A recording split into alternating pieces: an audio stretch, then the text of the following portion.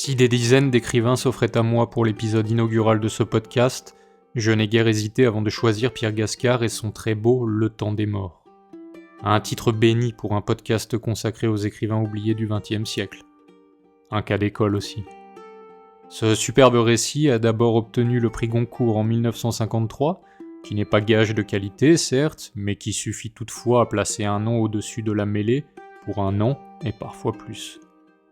Pierre Gascard a de plus été un des pionniers de l'écologie dans la littérature française, avec Le Présage, paru en 1972. C'est par ailleurs une des sources d'inspiration importantes du prix Nobel japonais Kenzaburo Oe. De ce lien, j'ai d'ailleurs fait une étude dans un hors-série hommage consacré à l'auteur japonais au lendemain de sa mort. Malgré cela, Pierre Gascard est et restera presque inconnu aux lecteurs de notre temps, tout comme son plus grand concurrent pour le Goncourt de 1953. Histoire assez invraisemblable, typique, perfide d'une certaine manière, et peut-être juste d'une autre. Qui sait ? Il est désormais temps de vous raconter l'histoire de La nuit commence au Cap Horn, de cet écrivain qu'on pensait inconnu, dont le pseudonyme était Saint-Loup. Oublieuse postérité. Épisode 48. La colonisation mystique. Cette année-là, pour le Goncourt, il y a comme toujours plusieurs favoris qui se détachent sur les 220 livres étudiés par le jury, ou comme le dit Armand Salacrou, juré, dans un article au Figaro littéraire, les 4,30 m de romans à lire qu'il présente photo à l'appui. Pierre Gascard, bien sûr, mais aussi Michel Mort pour Le Serviteur fidèle, ou Jean Fougère pour Un cadeau utile. Au gré des réunions et des fluctuations, d'autres noms apparaissent, comme celui du jeune Louis Calaferte pour Partage des vivants, ou encore celui de Pierre Moineau pour La chasse royale, qui sera consacré par d'autres prix. Au dernier moment, un inconnu au nom proustien se mêle à la bataille. C'est Saint-Loup, avec La nuit commence au Cap Horn, publié chez Plomb presque un an plus tôt, poussé par Francis Carco, qui n'est pas le plus conventionnel des jurés. Carco, qui déplore d'ailleurs qu'un Blaise Sandrard ne fasse pas partie du jury, pour, je cite, « donner plus de poids à la tendance qu'il défend au sein de l'Académie, c'est-à-dire celle des écrivains qui affirment la vision d'un monde, plutôt que ceux qui se complaisent de complications bourgeoises. » C'est à cet égard qu'il a lancé 2 semaines avant les votes ce mystérieux Saint-Loup.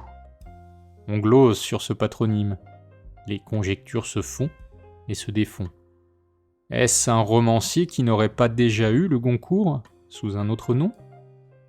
Ou bien un romancier qui ne pourrait se montrer pour des raisons particulières ? On mène l'enquête dans différents journaux, et on finit par trouver. Le véritable nom de Saint-Loup, c'est Marc Augier. Or, Marc Augier fut un collaborateur.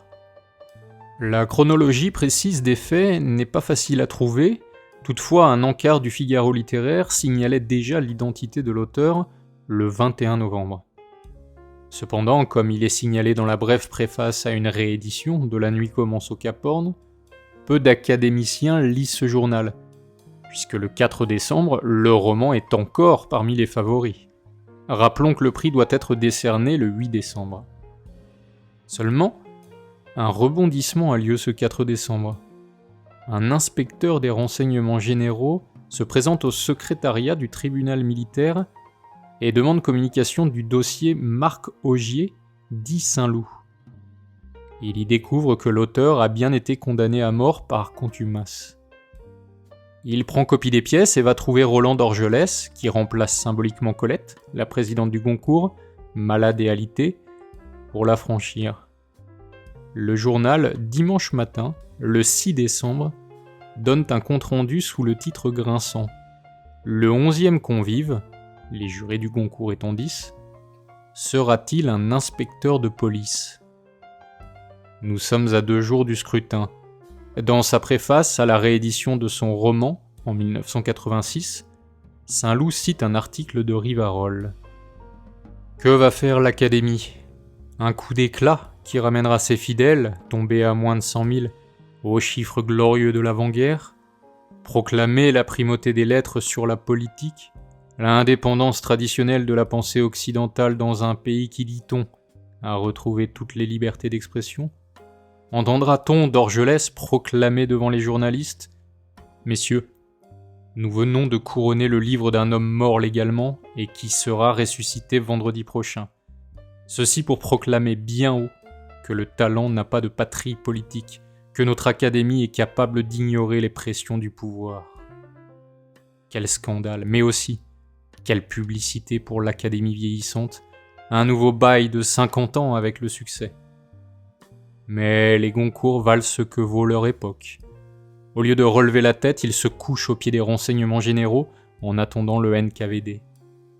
Le lundi 7 décembre, place Gaillon, à l'issue du banquet officiel, la nuit n'a plus qu'une seule voix. Et pour que l'acte d'allégeance envers le pouvoir soit complet, pour que nul n'ignore que ces académiciens sont plus près de la bonne soupe que des belles lettres, ils couronnent le temps des morts de Gascar, journaliste progressiste par ses alliances.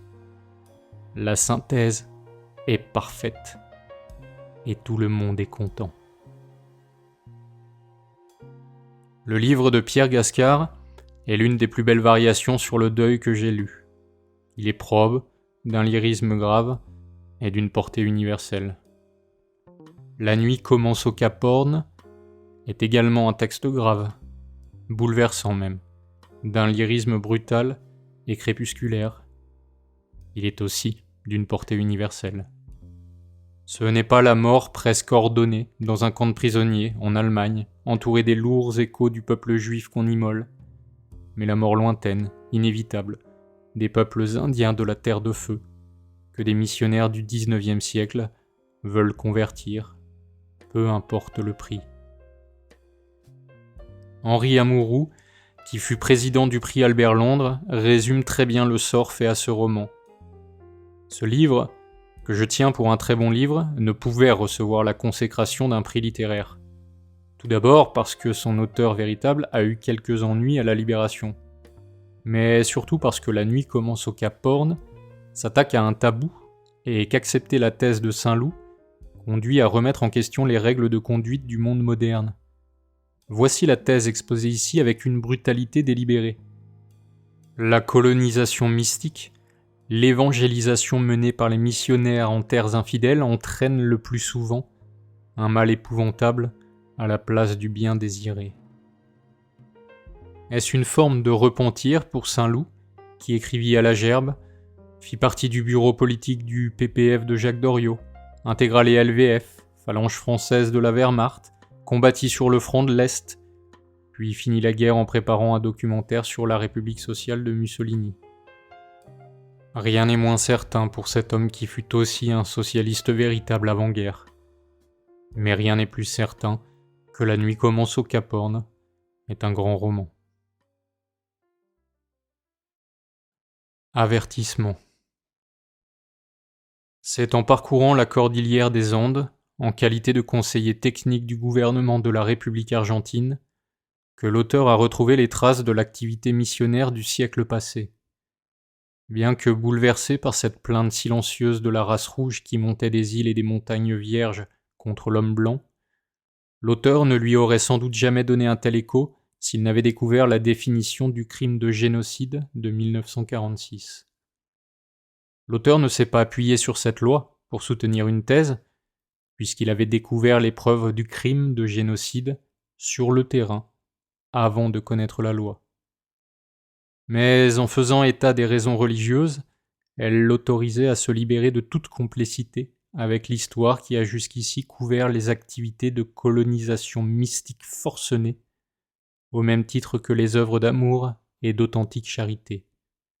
Ainsi cautionné, l'auteur pouvait étudier la forme de destruction plus dangereusement subtile, celle par implantation de mythes religieux incompatibles avec le milieu historique et racial. L'intrigue de La nuit commence au Cap Horn s'étale sur 6 décennies et commence par un double baptême en 1851, alors que Patrick Sunderland, pasteur et capitaine de l'Ocean Queen, parti de Bristol 3 mois plus tôt, aborde les côtes de la Terre de Feu à l'extrême sud du Chili et de l'Argentine. À ses côtés quelques compagnons de voyage, dont le jeune Duncan Makisak, que Saint-Loup accompagnera jusqu'à l'ultime brasier. Non pas celui qui prête son nom à cette lande plus pâle qu'une hostie, non pas celui qu'élèvent les Indiens pour demander de l'aide, mais bien celui préfigurant sur terre les feux de l'enfer. Le premier baptême est celui que ces hommes de Dieu adressent à cette île en débarquant, tandis qu'une pluie glacée et un vent fou fouettent ces Britanniques. Ils l'appellent Missionary Island, nomment la plage God's Harbour. Grâce est rendue à John Wesley, le père du grand réveil de l'Église d'Angleterre, bientôt connu sous le nom de méthodisme.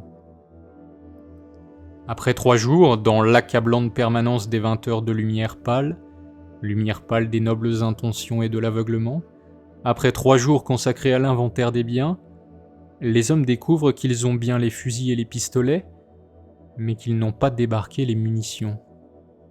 Or, l'Ocean Queen est déjà repartie. Le dilemme prend de l'ampleur. Faut-il rester, au risque d'être massacré par des indigènes peut-être hostiles, ou faut-il se replier en canot dans un fjord plus sûr? Les hommes réfléchissent. Le lecteur non. Saint-Loup cite Tertullien en épigraphe de cette première partie.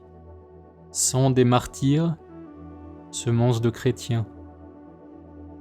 Si certains membres de la mission préfèrent la solution de la prudence, le jeune Duncan Makisak hausse le ton. Il faut rester, lutter et conquérir ces païens. Toute fuite serait une trahison.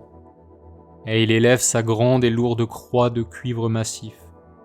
Voici mon fusil et mes munitions. Ils suspendent alors la décision, attendent un premier contact avant de se décider. Une nuit, la forêt se met à bouger. Les troncs se dédoublent, des ombres se détachent des ombres, et le vent trahit des bruissements. Bientôt s'élève un cri rugueux dans une langue inconnue. Le point de rupture est atteint, qui n'est encore que celui du premier contact entre le chrétien et le païen. À défaut de pouvoir communiquer, les missionnaires distribuent toute la pacotille qu'ils peuvent aux Alakalouf et songent avec Darwin. Quand on voit de pareils êtres, à peine peut-on croire que ce sont des êtres humains habitant le même monde que nous. Et ils outrepassent leur dégoût et leur surprise, formulent leurs premières observations. Nous les contraignons à imaginer, raisonner, juger, frère Sunderland. Ces hommes qui vivent plus près que nous de la création réalisent la justice divine à leur manière. Nous cherchons à vêtir ceux qui sont nus. Ils cherchent à dévêtir ceux qui sont habillés. Les croyants concluent, désabusés, que les Indiens les ignoreront quand ils n'auront plus rien à leur offrir. Mais ils se trompent. C'est une guerre que déclarent les Alakalouf quand les hommes blancs refusent de leur donner les derniers vivres. Les missionnaires sont obligés de prendre la mer, cernée. Makisak crée une diversion pour permettre à ses compagnons de préparer les 2 canots. Pour défendre sa vie, il retrouve les instincts d'une foi primitive et fend les crânes des Alakalouf à coups de croix. Sauvés, les Britanniques parviennent à débarquer sur le fjord de Negri, se cachent dans une grotte. Pendant 45 jours, la pluie tombe, puis la neige. Peu à peu, les hommes aussi, ravagés par le scorbut. Le 31 août 1851, 6 mois après leur arrivée, Duncan Makisak écrit dans son carnet « Elisabeth, nous restons 3 survivants et si la relève tarde plus de 48 heures, elle ne trouvera plus que cette lettre qui contient mes dernières volontés. Elle ne concerne que vous. Si je dois périr de faim et de misère sur cette côte abominable, ce message vous apportera la réparation de ma légèreté. Devant Dieu, il vous proclame ma fiancée in articulo mortis. Vous penserez à moi comme à l'époux que le Tout-Puissant vous a retiré avant le jour des noces, parce qu'il n'était pas digne de vous. La relève trouvera Duncan Makisak à l'agonie, mais vivant, ainsi que le docteur Gregory Fox. Tous les autres sont morts. Fin de la première époque.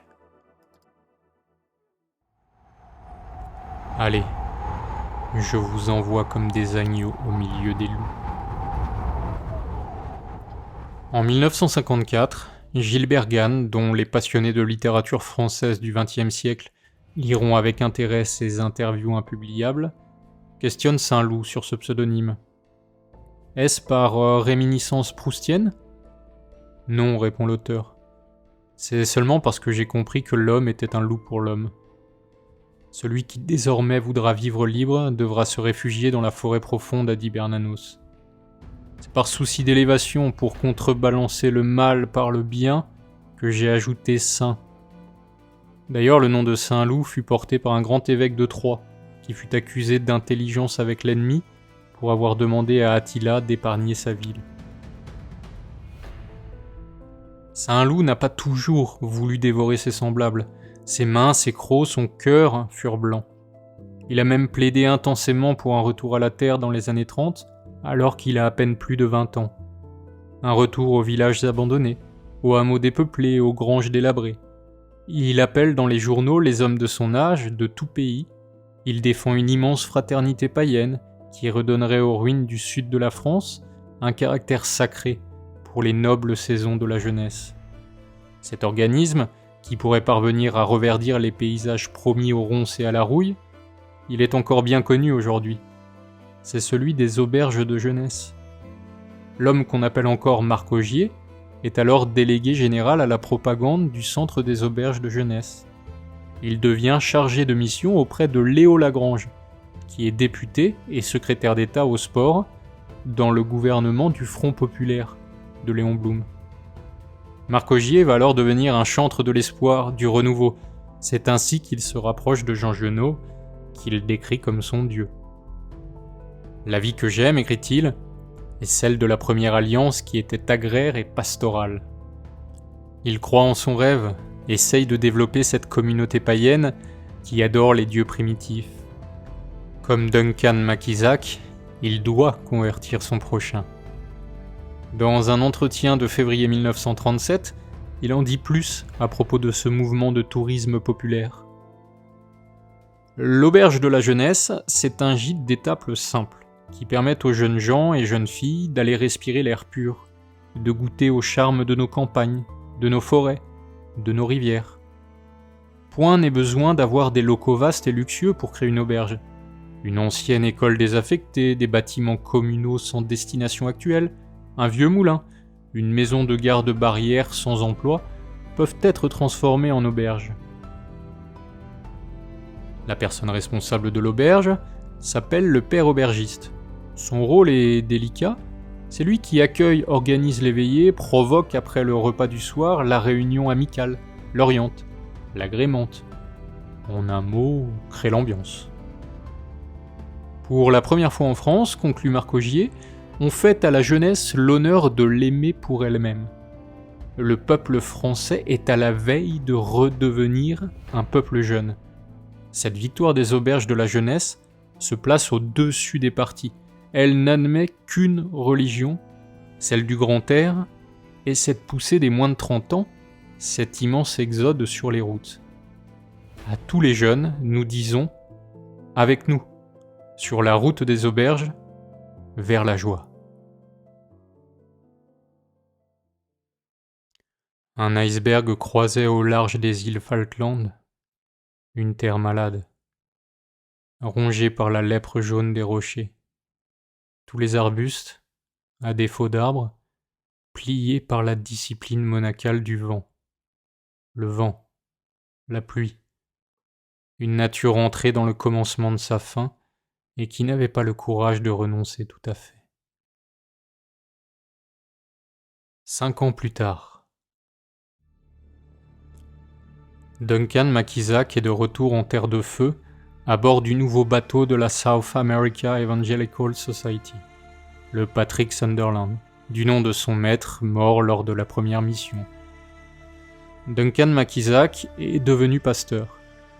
Il est tenté par cette lande pelée, par ces corridors fous de vent, ces baies grasses, hanté par ces terres dessinées par les dieux pourrissants des Indiens, un jour de désespoir. Ces dieux borgnes dont Darwin même, faisant face aux parodies d'hommes que représentent pour lui ces Indiens, aurait consenti à accepter l'existence. Une pareille offense a nécessairement été créé par un dieu fou qui s'automutilerait. Vous serez la sentinelle avancée de l'armée évangélisatrice sur la frontière la plus australe du royaume de Dieu, clame-t-on au jeune pasteur, pas plus riche et rassuré que Job dans ce crépuscule sans fin. Saint-Loup le guerrier s'insinue dans l'âme de Maquisarc. Toute marche sur la terre d'une autre patrie est le partage de la guerre et de l'espérance.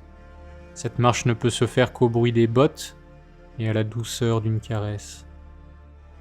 Je veux simplement que le don de moi soit réel, fait du risque de ma vie et de la souffrance de ma chair, écrit le pasteur à sa chère Élisabeth. Hors de ces réalités, je tiens le don de soi pour entacher d'intellectualisme, donc suspect. Il ne manque point de pasteurs pour se pencher sur les païens qui abondent dans les slums, les salons, les prisons et la cour de Sa Majesté. Saint Paul a dit aux Romains « Je me dois aux Grecs » et aux barbares. Maquisarc se lance donc à corps perdu dans sa mission, approche les Alakalouf, construit des abris, essaye de leur apprendre les prières. Mais il a fallu des millénaires à l'humanité pour passer du Toldo, l'abri des Indiens, à la maison de pierre. Comment les missionnaires pourraient-ils aller plus vite que l'érosion naturelle des âmes ? Surtout des âmes qui n'ont aucun mot dans leur langue pour nommer des représentations abstraites. Chaque pas fait dans la direction de la conversion est presque aussitôt suivi d'un pas de recul. Maquisarc baptise, donne de nouveaux noms aux autochtones. L'instant d'après, ces derniers arrachent leurs vêtements et retournent à la nudité et à la graisse de phoque qui les protège bien mieux de l'humidité que le tissu des Européens. Maquisarc leur arrache, à force de patience, quelques mots d'une prière chrétienne, mais la nuit suivante, les Alakalouf quittent le camp et mettent le feu à leurs abris. Une solution va toutefois venir, du Dieu à craindre plutôt que du Dieu d'amour. C'est celle des armes, celle qui prouve dans la mort que le Dieu des envahisseurs est tout-puissant. C'est le premier meurtre prémédité. Mais c'est un meurtre nécessaire à la mission. De toute manière, ces Indiens abandonnent les enfants et les vieillards, parfois se nourrissent de leur chair, quand ils sont trop faibles pour voyager. Dis-leur que la puissance de l'arme noire est infinie, et que s'ils veulent rester auprès de moi, qui suis leur ami, je leur enseignerai tous les secrets du livre noir. Ils seront rassasiés de coquillages et de poissons, ils détruiront leurs ennemis jusqu'au dernier, et leurs malédictions auront effet jusqu'à la 7e génération. Ainsi s'exprime l'envoyé de Dieu en 1865. La route du devoir est rectiligne comme celle du vent du Horn qui tombe sur mes épaules. Duncan Maquisarc. En février 1941, Marc Augier écrit à propos de sa conception de la communauté agiste. Voici l'article 1er du règlement d'un centre national des auberges de la jeunesse. 1. Sont admis dans le mouvement des auberges tous les Français, de 100 Français, âgés de 12 à 21 ans, sans distinction de classe et de confession. Les Juifs et les membres d'autres minorités étrangères, même provisoirement citoyens français, sont exclus du Centre national des auberges de jeunesse. Ainsi, l'agneau, ami du pacifiste Jean Giono, est devenu loup. Comment ? À cause de 2 révélations. Celle d'une trahison et celle d'un livre. La trahison est celle de l'esprit des auberges de jeunesse. Marc Augier n'est pas parvenu à rallier la jeunesse européenne dans son entreprise vitaliste, non en raison de l'esprit de cette jeunesse, peut-être banalement disposée à la paresse et à la rêverie, mais parce qu'il estime le mouvement fagoté par les communistes et les juifs, comme il l'a écrit dans l'article cité. Le livre, ce n'est pas la Bible de Duncan Maquisarc, mais bien une sorte aberrante d'évangile. Il faut citer là Saint Loup que rapporte Francis Bergeron dans l'ouvrage qu'il a consacré à l'auteur. En 1937, je n'étais qu'un petit socialiste bêta, nuance SFIO, cofondateur et animateur du CLAGE, plein de bonne volonté et d'admiration pour Léon Blum, Bélanger, Lapierre et autres gens de gauche, hommes de bonne compagnie d'ailleurs, amis sincères. Entre eux et moi, brusquement, se dressa le dernier livre d'Alphonse de Chateaubriand. En 2 jours, j'étais devenu l'un de ces nouveaux cathares dont j'allais parler dans mes livres futurs. L'Évangile selon Saint Jean des Parfaits devenait pour moi la gerbe des forces. La gerbe des forces, d'Alphonse de Chateaubriand, publié en 1937, est bien l'œuvre de l'enchanteur de Monsieur de Lourdines, du vengeur tellurique de la Brière, si bien son œuvre qu'on ne peut comprendre comment cet aristocrate d'Ancien Régime est devenu le chantre du nouveau prophète allemand et européen. La gerbe des forces est une véritable ode au régime nazi qui retrouve Dieu dans un monde déchristianisé, un régime qui crée une nouvelle espèce d'homme. Marc Augier est séduit par ce livre, écrit Francis Bergeron, car confusément, le vitalisme, la passion des grands espaces et des exploits, il croit les deviner davantage du côté de l'Allemagne que dans les camps des grandes démocraties urbaines, industrielles, utilitaristes. L'auteur, qui a alors presque 30 ans, va rencontrer Chateaubriand, qui en a 60. En juillet 1940, ce dernier lance un journal collaborationniste, La Gerbe. Marc Augier en devient le rédacteur en chef. On y lira des articles de beaucoup d'intellectuels et d'auteurs d'alors, dont Aimé, Cocteau, Giono, Bonnard, Guitry. Si je consens certains sacrifices en participant à une guerre, c'est parce que j'ai la conviction que le national-socialisme apporte enfin à l'Europe la réalisation du socialisme. Pour cette réalisation, je suis prêt à conclure une alliance avec le diable lui-même, écrit Marc Augier dans ce journal le 6 novembre 1941. On pourrait croire l'auteur bien installé, à la droite du père. Mais bien vite il se retire. Il veut, je cite, « rompre avec les bavardages des collaborateurs ». Le temps de la LVF, la Légion des volontaires français contre le bolchevisme, est arrivé. En juillet 1942, avec d'autres Français vêtus de l'uniforme allemand, Marc Augier franchit la frontière russe pour protéger l'Europe, dit-il, du péril bolchevique. Fin de la deuxième époque. Alors je vous prie de m'entendre, mon père. J'ai péché avec Elisabeth Niel quand j'étais en Angleterre en 1864. D'un commun accord, nous avons décidé de nous séparer pour 5 ans, les 2 premières années devant comporter un silence absolu. À la fin de cette période, voici 10 mois, j'ai adressé une lettre. Cette lettre est restée sans réponse. Je ne sais que penser. Voulez-vous demander à mademoiselle Niel si elle est toujours d'accord sur la nécessité de maintenir cette pénitence jusqu'à la fin ? Dites-lui que, de mon côté, je n'aperçois plus aussi clairement que jadis la justification supérieure, ni la nécessité pratique de cette épreuve. Vue de la terre de feu, à travers les dures réalités de mon combat, elle me semble à la fois puérile et cruelle, sans nécessité. Cette longue pénitence n'est pas plus injuste que la brume australe du Cap Horn.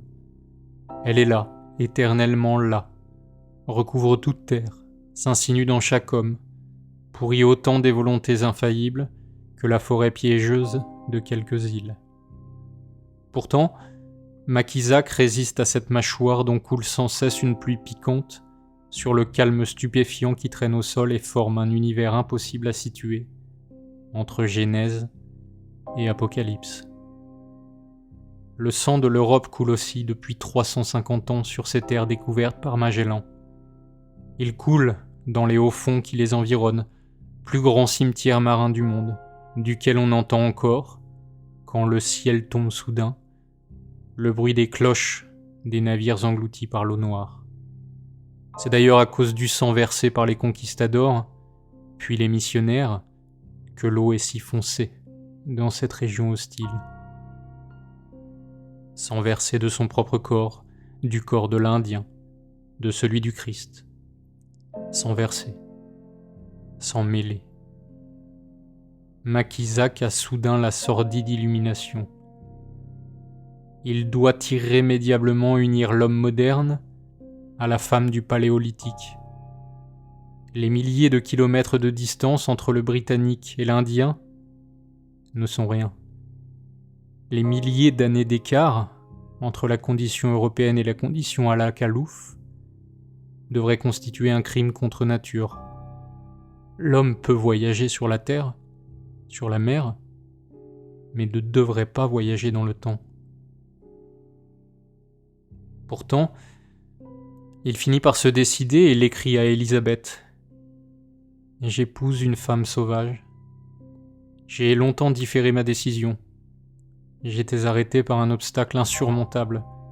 Je ne parle pas de l'horrible condition humaine des Yagans, car une fois le principe de l'expiation établi, je pouvais lui faire des concessions illimitées. Et d'ailleurs, les mauvaises odeurs ne me gênent plus. Mais j'étais obligé d'acheter la femme ou la jeune fille que j'aurais élue. Et c'était chrétiennement inacceptable. C'est alors que le Seigneur m'a envoyé une femme appartement au peuple Ona, qui vit à l'intérieur de l'île Grande. Une expédition de guerre de mes Yagans l'a ramenée avec le butin que j'ai confisqué. J'ai libéré cette captive.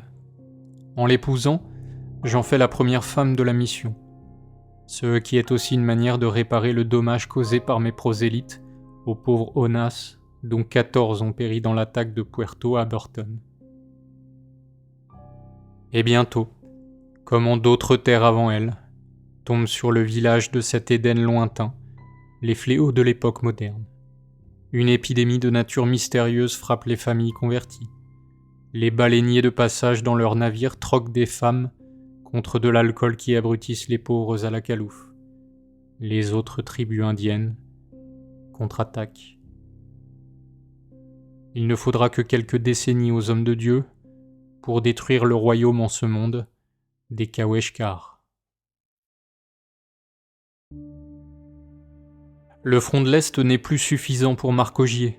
De retour en France, ayant donné dans divers articles et notamment dans un long reportage à la Gerbe son témoignage de ses mois de LVF, il intègre bientôt l'ASS française, connue sous le nom de Division Charlemagne.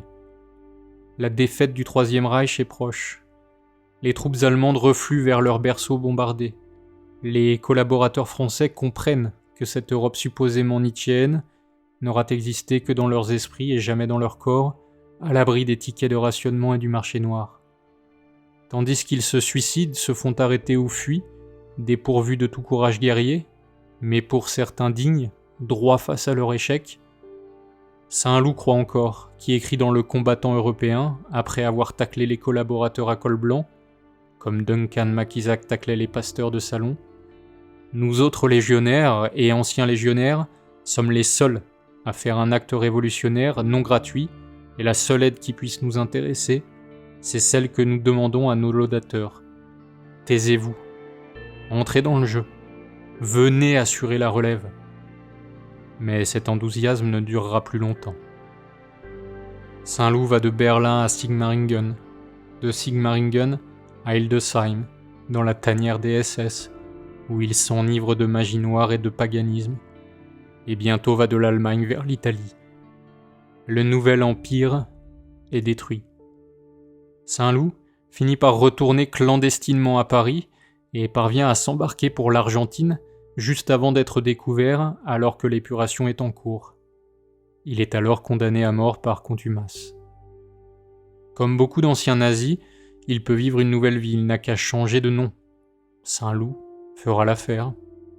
En Argentine, il redevient le jeune homme de la Belle Étoile. Il fait de l'alpinisme et du ski, continue de composer des romans et des témoignages. Il parcourt la Terre de Feu, découvre la tragédie des peuples indiens que sont les Alakalouf, mais aussi les Yagans et les Onas. Revenu en France, au tout début des années 50, il donne le manuscrit de La nuit commence au Cap Horn à Plomb, se donne à la justice en mai 1953. Il sera jugé le 12 décembre par le tribunal militaire de Paris, 4 jours après avoir été jugé par ses pairs au Goncourt. La violence de l'épuration s'est affaiblie depuis 1944. Il est condamné et aussitôt amnistié. Voilà donc Saint-Loup de retour, dans ce qu'il appellera désormais sa patrie charnelle, où il continuera son œuvre jusqu'à 80 ans, comme Duncan Makisak. Pensez-vous que je sois venu apporter la paix sur la terre ? Non, vous dis-je, mais plutôt la division. Le grondement wagnérien du crépuscule des dieux roule sur les neiges du RSS, se heurte aux ruines de Berlin, remonte l'océan, l'écume, les années, jusqu'aux rives cendreuses de la Terre de Feu. Duncan Makisak en termine avec son génocide de droit divin. Il a 80 ans. Quand il lève les bras, nuit et jour, le sang coule. Il a beau les laver dans l'eau noire de la baie de God's Harbor, les enfoncer dans la terre molle de Missionary Island, jamais elles ne perdent cette couleur cuivrée qui est celle de l'évangélisation. Makisak, malgré son corps usé, a encore la force de s'écrier « Le Seigneur a réduit ma tâche. Il n'a pas voulu voir naître devant sa face une grande communauté chrétienne en terre de feu. Je ne suis plus que l'agent de sa charité. Quant à l'évangélisation, dans quelques années, quand ma tâche sera terminée dans le sud, j'irai évangéliser les Araucans des provinces chiliennes. Là-bas existe encore une race forte et saine. 200 000 Indiens attendent la sainte lumière. Pourtant, le Christ a bien atteint les rivages de la terre de feu. Il s'y est installé, au sommet des collines, sur sa modeste croix, à moitié dévêtue, partagée entre la nudité immémoriale des Alakalouf et la pudeur des missionnaires. Il a contemplé une terre sans trahison, antérieure à sa naissance, qui est restée inchangée si longtemps. Une terre qui n'a pas vu sa résurrection, qui n'a pas même imaginé un instant qu'il pouvait être autre chose qu'un minuscule humain sur une branche morte, que les Alakalouf ont pris le temps de nommer Lalat, Lalat. Il faut laisser à Jean Raspail, qui a aussi fait sienne la tragique destinée des Kaweshkar, après Saint-Loup, dans un chant de lamentation bouleversant intitulé « Qui se souvient des hommes ?», le soin de résumer l'incompréhension qui condense le drame universaliste.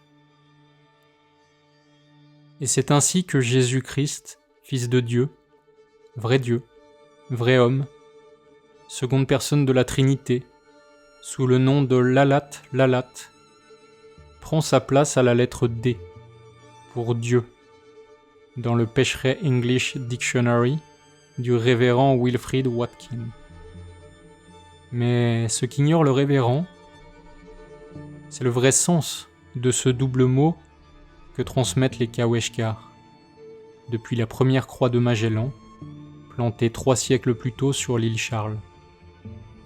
Ce vrai sens, c'est mort, mort.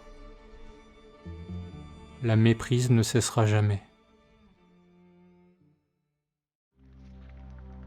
En 1850, la population alakalouf s'élevait à 3000 personnes. En 1900, il en restait 1000. En 1925, 250. Aujourd'hui, il en reste 3. L'extermination des Selkam, une autre communauté indienne de la Terre de Feu, fut quant à elle qualifiée de génocide en 2003 par une commission du gouvernement chilien. Depuis 2021, le 25 novembre est le jour de la commémoration du génocide Selkam. La terre est vide. La terre est convertie. Bienheureux sont les morts qui dorénavant meurent au Seigneur.